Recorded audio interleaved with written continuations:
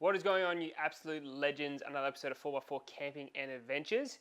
And as always, I'm going to be putting two products head to head.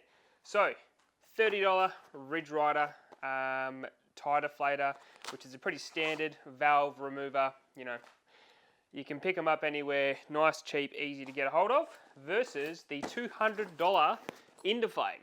Which one is going to be quicker? Now obviously there's some rules and how this is going to work. Both tyres are at 40 psi. I want to go down to 20 psi because I feel like it's an easy sand sort of temperature, pressure you would use for when you go on the beach.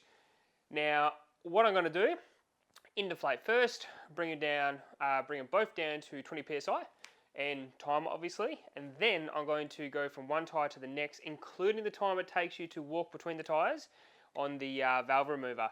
I'm pretty handy with these things, so there's going to be no sort of, getting stuck and trying to remove the valve properly.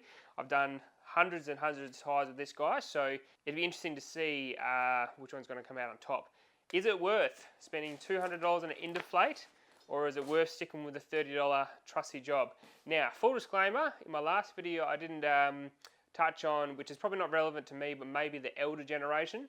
The Indeflate will be better for leaning over your back and that kind of thing. If you've got back issues, you're leaning over a lot less and that kind of thing, or bending down like I am now. So definitely wanted to sort of put that disclaimer in there. Indeflate, if you're an elderly person with back issues or a person with back issues altogether, that's where that's probably going to come in a little bit better for you. So just food for thought. But without further ado, let's get into the video. All right, so first things first, I'm going to get my GoPro all set up so I can have something watching me timer on my phone. Beautiful. All right, so first things first, I'm going to use the Indeflate to put down the tires. I've left both valve caps on as well, so it's a true test of how this is going to work in the real world. But first things first, I'll get my phone out. I'll use that as a timer, and yeah, we'll see how we go. So what do we want? A timer and stopwatch. All right, cool. So I might just sort of set this up just over here, so this can get a bit of an idea, and that can be sort of our guide to sort of what's going to happen there. So just make sure that's on the clock. Beautiful. All right, so I am going to have to press this button and go over there, so bear in mind there may be a 2 or 3 second difference, but I'm going to start now and get into it.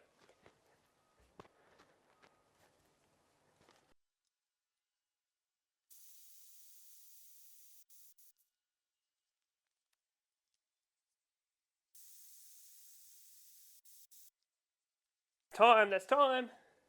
All right, 2 minutes and 1 second. All right, that's not too bad.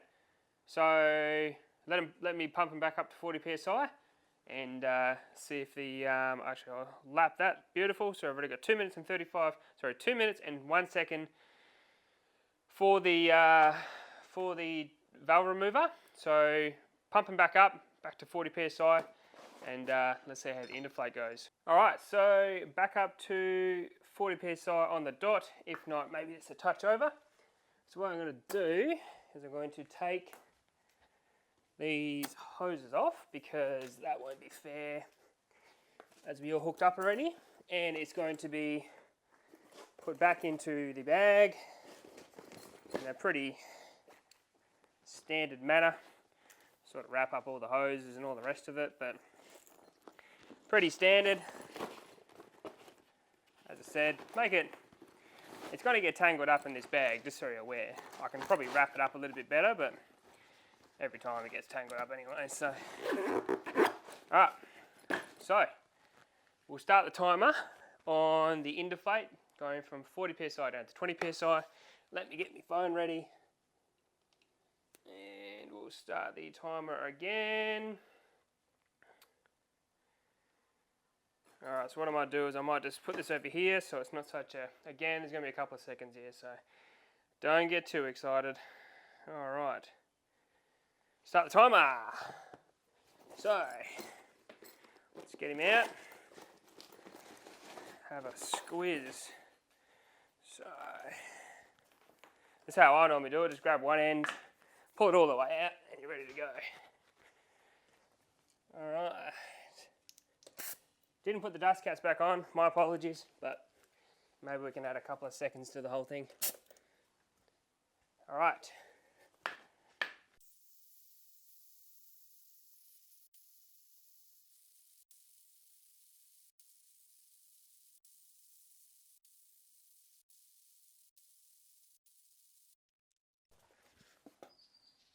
All right. 2 minutes 42 seconds. So Indeflate is 40 seconds slower than myself using a valve remover. Now, there's obviously not much to this. This has got a bigger hole that allows obviously the air to get out of, so it's going to release more air per second. Now, compare the two. You're not breaking your back. Every time you obviously bend down and put it on, it is easier in the sense of just clipping it on, let it do its thing, and yeah, drain the tyres. But slower, definitely slower. So as I said, 2 minutes and what did I say? 2 minutes 42 seconds. The other one was 2 minutes 1 second, so 41 seconds slower than the standard $30 tyre removal tool. Sorry, the valve removal tool. Now, what I want to do as well is pump these tyres back up. So I'm going to pump the tyres up to 40 psi again, and then go from one to the other, and then I'm going to pump them up with the Indeflate and see if it pumps them up at the same rate as doing each tyre separately. So let's get into that. So first things first, I'm going to use the Indeflate to pump up 2 tyres, and then I'm going to drop them back down again and pump up 2 tyres with the standard old way of clipping them on. So this uses the XTM that I bought, uses the clip-on type mechanism, so same as these, so there won't be any screw them on or anything like that. So definitely going to be fair in that case. But what do you reckon is going to be quicker? Put a comment down below on what you think the quicker thing's going to be. I reckon it's the old-fashioned way, but maybe I'll be surprised. Who knows? Let's go to 40 psi. So what I'm going to do is I'm going to start the timer again as you were pumping your tyres up at the beach.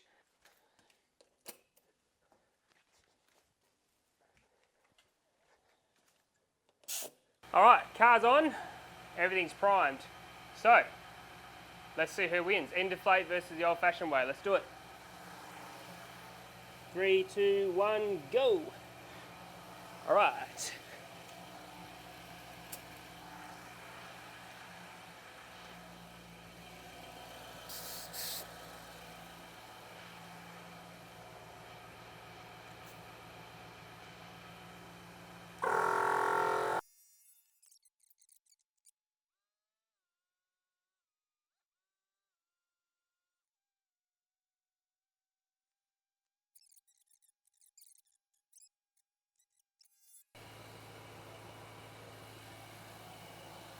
Alright. I'd say that's 40 psi, pretty much bang on. 3 minutes, 42 seconds. 43 seconds, it's 0.8. So 3 minutes, 42 seconds, 0.8. Let's drop the tyre pressures once again and see what the old-fashioned way does. Okay, 10 minutes to cool down. She's ready to rock and roll. Same thing. She's all hooked up. I'm going to turn the car on. Audio's going to get a bit hazy on after that. Set up my timer and pump these up. I'm going to use this gauge here as a guide, which has been pretty accurate in the past, but obviously I'll use the gauges inside as well just to get a double check. But yeah, it should be pretty accurate. So yeah, let's see what wins, old-fashioned way or the Indeflate. So I'll get my timer ready to rock and roll. All right, timer.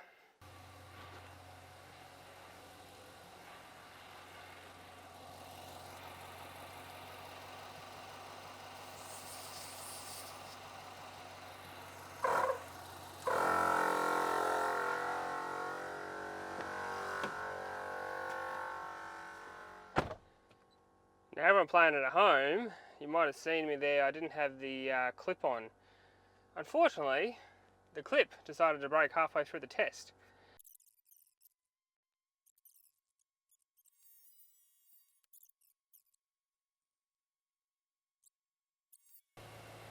Well, I'm going to put both times on the screen here, because I can't actually remember what the old time was. I've pumped these tyres up and down 6 times now. So I couldn't remember what my last lap was, and I didn't save it. But you know what? We're all going to learn together when I start the editing process. This is the time up here. I'll put them right there. And I'm still putting my money that the Indeflate came second, because 3:27 definitely feels a little bit quicker than the Indeflate. So, purpose of this video. Well, not much really. I just wanted to see which one was quicker, deflating, inflating, all that kind of stuff. Is there a massive gap between them? 40 seconds or so. Is that going to break the bank when you're going out camping? Not really. Takes 40 seconds extra. Whoop-de-doo. And yeah, I'm still going to use Indeflate. It's 2 tyres. Yep, if you're older, it obviously doesn't break your back. And it's just more simple. It's 2 tyres at once. I can just go bang, bang, put them down. Don't have to worry about it. Don't have to, screw things on, unscrew things with valves. So it's definitely easier. And I've already invested the money in it, so obviously I'm going to stick with it. But look, tell me what your thoughts are. A little bit slower to pump back up, but not bad at all in the grand scheme of things. Yeah, not much else I can really say about that. The actual car, a little bit of an update on the car. I've just decked the rear out, so all the stuff in the rear is gone, and it's ready to go to the cabinet builders or black label storage tomorrow, and it's going to be absolutely decked out with all the gear. So pretty excited about that. But as always, there's been another episode of 4x4 Camping and Adventures. If you like this content, please like and subscribe as always. And if I don't see you in the next video, I might see you out in the tracks and trails. If I don't see you in the tracks and trails, I shall see you later. Have a great weekend, and bye.